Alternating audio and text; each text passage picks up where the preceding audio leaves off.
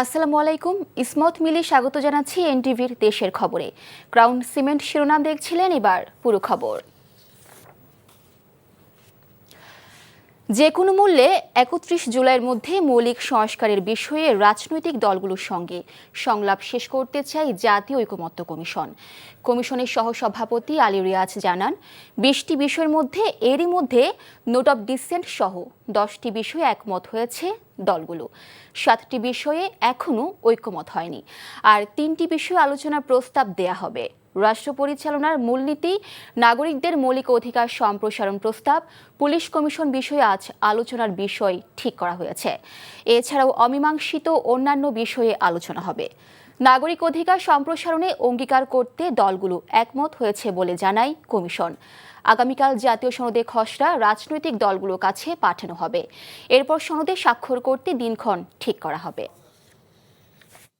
সনদের যে primary text, শুধুমাত্র ওইগুলি বাদ দিয়ে, যেগুলোতে একমত হয়েছে সেগুলো বাদ দিয়ে, তার বাইরে যে ভূমিকা এবং কমিটমেন্টের জায়গাগুলো, তার একটা খসড়া কমিশন তৈরি করেছে এবং কমিশন আগামীকালের মধ্যে সকল রাজনৈতিক দলের কাছে এই খসড়া প্রেরণ করবে আপনাদের বিবেচনার জন্য।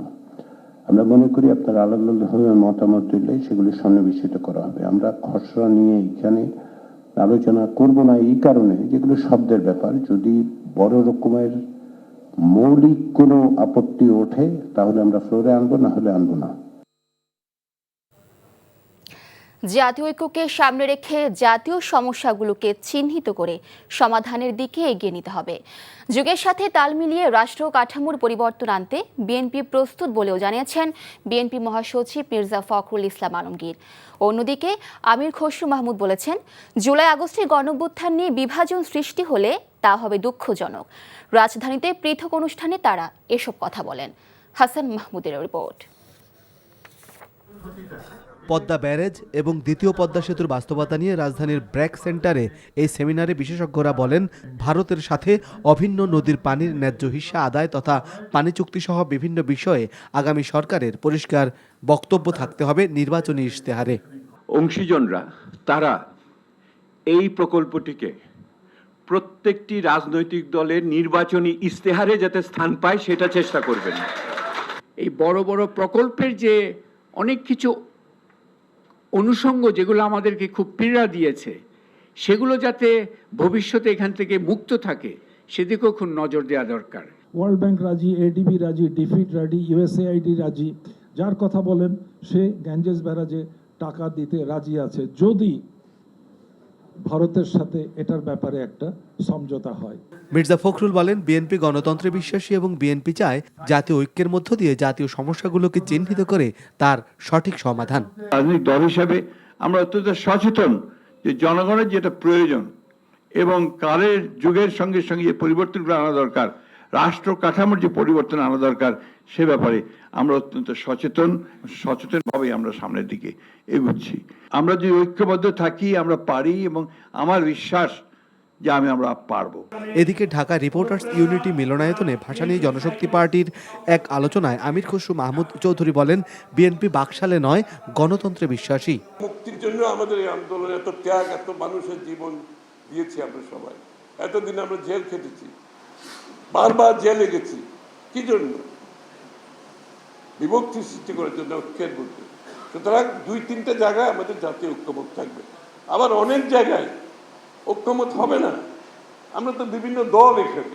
জাতীয় ঐক্য বিনষ্ট হলে ফ্যাসিবাদ আবারও মাথাচাড়া দিবে অভিমত বক্তাদের। Hasan Mahmud, NTV news, Dhaka. তরুণদের জন্য এনসিপি গঠিত হয়েছে মন্তব্য করে দলের আহ্বায়ক নাহিদ ইসলাম বলেছেন, তরুণদের ক্ষমতায় আনার মাধ্যমে সব শ্রেণীর মানুষের জন্য সুন্দর বাংলাদেশ বিনির্মাণ করা হবে। দুপুরে নেত্রকোনা শহরের পুরাতন কালেক্টরেট মাঠে পথসভায় তিনি কথা বলেন। এনসিপি প্রধান বলেন, সংস্কার, গণহত্যার বিচার ও নতুন সংবিধান প্রণয়নের মাধ্যমে জনকল্যাণমূলক রাষ্ট্র গড়তে হবে। এনসিপি ক্ষমতায় গেলে নেত্রকোনার সকল সমস্যা সমাধানের প্রতিশ্রুতি দেন তিনি। এ সময় এনসিপির কেন্দ্রীয় নেতারা উপস্থিত ছিলেন। এদিন দলটির পক্ষ থেকে এইচএসসি পরীক্ষার কথা মাথায় রেখে জুলাই পদযাত্রা কর্মসূচি স্থগিত করা হয়। শেখ হাসিনা সহ আওয়ামী লীগের যারা বিভিন্ন সন্ত্রাসীরা রয়েছে তাদের বিচারের দাবিতে আমরা রাজপথে নেমেছি এবং দেশব্যাপী সংস্কারের দাবিতে আমরা নেমেছি এবং একটা নতুন সংবিধানের দাবিতে আমরা নেমেছি। তরুণদের উদ্দেশ্যে আমাদের এই জাতীয় নাগরিক পার্টি গঠিত হয়েছে তরুণদেরকে ক্ষমতায়িত করে বাংলাদেশের সকল শ্রেণীর সকল বয়সের মানুষের জন্য একটি সুন্দর বাংলাদেশ উপহার দেওয়ার জন্য। মাইলস্টোন স্কুলে বিমান দুর্ঘটনায় দগ্ধ আরও 2 জনকে চিকিৎসা শেষে ছাড়পত্র দিয়েছে জাতীয় বার্ন ও প্লাস্টিক সার্জারি ইনস্টিটিউট। এই ঘটনায় মারা গেছেন 34 জন। একজন 20 বছর বয়সী কাজী আমজাদ ও অপরজন মধ্যবয়সী স্কুলের স্টাফ মোসাম্মদ সাবুজা। এ নিয়ে সুস্থ হয়ে বাসায় ফিরলেন 4 জন। এখনও হাসপাতালে ভর্তি 34 জন। দুপুরে হাসপাতালটির পরিচালক নাসির উদ্দিন বলেন, ভর্তি রোগীদের মধ্যে 4 জনের অবস্থা আশঙ্কাজনক। হাসপাতালটিতে নিয়মিত রোগীদের আনাগোনা রয়েছে বেশ। অ্যাম্বুলেন্সের আসা যাওয়া দেখলে আটকে ওঠেন অপেক্ষমান অভিভাবকরা। স্বজন থেকে শুরু করে চিকিৎসক, নার্স এবং সাধারণ মানুষরাও চাইছেন দ্রুত মাইলস্টোনের ঘটনায় আহতরা সুস্থ হয়ে উঠুক। স্বাস্থ্য অধিদপ্তরের হালনাগাদ তথ্য বলছে, বর্তমানে জাতীয় burn and plastic surgery institute ছাড়াও সম্মিলিত সামরিক হাসপাতালে 11 জন এবং জাতীয় মানসিক স্বাস্থ্য ইনস্টিটিউটে 1 জন চিকিৎসাধীন রয়েছে। রোগীদের চিকিৎসায় সিঙ্গাপুর, চীন ও ভারত থেকে আসা ডাক্তাররাও রোগী দেখছেন।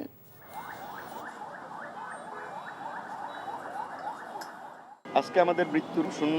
আমরা আজকে 2 জন রোগীকে ডিসচার্জ দিয়েছি। 2 জনই আমরা অ্যাডাল্টের মধ্যে পড়ে। আমাদের আইসিইউতে আছে মোট 4 জন পেশেন্ট এবং ভেন্টিলেশনে আছে আমাদের এর মধ্যে 2 জন রোগী।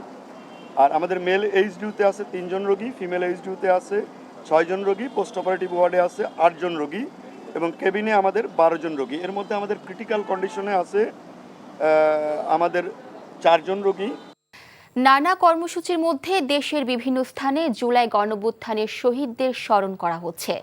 বিএনপির যুগ্ম মহাসচিব সৈয়দ ইমরান সালেহ প্রিন্স বলেছেন, বুকের ভেতর থেকে ফ্যাসিবাদ 1 বছর আগে নেমে গেছে, কিন্তু পরিপূর্ণ বিজয় তখনই হবে যখন দেশে বহু আকাঙ্ক্ষিত গণতন্ত্র ফিরিয়ে আনা যাবে।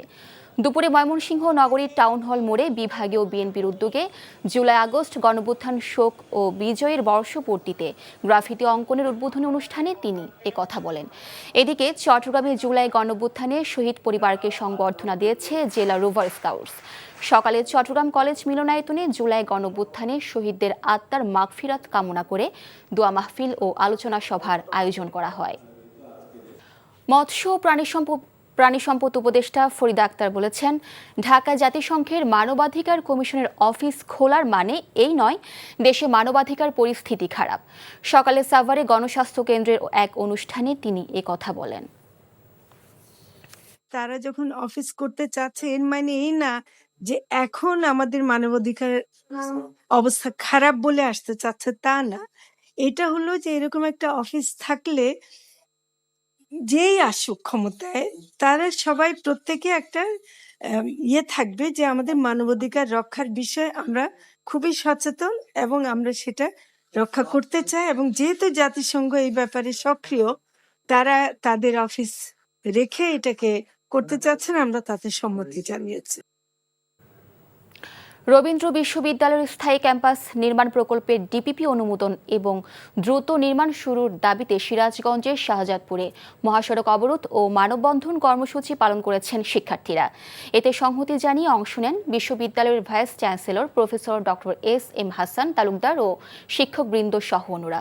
সকাল থেকে শাহজাদপুরের বিসিক বাস স্ট্যান্ডে ঢাকা পাবনা মহাসড়ক অবরোধ করে এই কর্মসূচি পালিত হয়।